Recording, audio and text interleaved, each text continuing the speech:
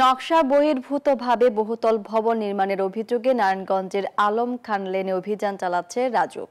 এ বিষয়ে বিস্তারিত জানাতে আমাদের সঙ্গে যুক্ত হচ্ছেন সহকর্মী শরীফ সুমন। সুমন, অভিযান ঘিরে সবশেষ কি তথ্য আপনার কাছে আছে, বিস্তারিত জানাবেন।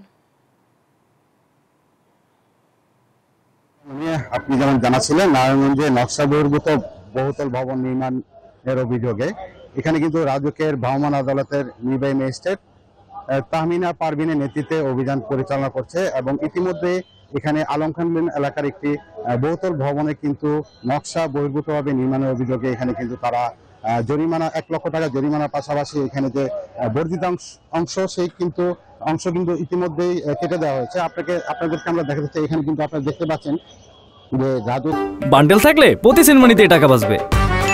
বিকাশ সেনমানি বান্ডেল কিনে জিতুন প্রতি লেনদেনে। যে নকশা বহির্ভূত ভবন নির্মাণের অভিযোগ কিন্তু ইতিমধ্যে 2টি পিলারের যে ছিল লোহার রড ছিল, সেই রডগুলো কিন্তু কেটে দেওয়া হয়েছে। এখানে রাজুক যেটা আমাদেরকে জানিয়েছেন, তারা বহুতল ভবনের মালিকরা যারা নকশা থেকে অনুমোদন নিচ্ছেন, সেই নকশার বহির্ভূতভাবে এখানে বেশ কিছু বহুতল ভবন মালিক পক্ষ নির্মাণ করেছে এবং সেই নির্মাণের অভিযোগে তারা কিন্তু ইতিমধ্যে অভিযান শুরু করেছে এবং আজকে দিনব্যাপী কিন্তু এই অভিযান পরিচালনা করবে এবং এখানে নারায়ণগঞ্জ শহরের বেশ কিছু পয়েন্টে তারা বহুতল ভবন নির্মাণের অভিযান পরিচালনা করবে। নারায়ণগঞ্জ থেকে আমার কাছে এই ছিল সর্বশেষ। ফিরে যাচ্ছি স্টুডিওতে।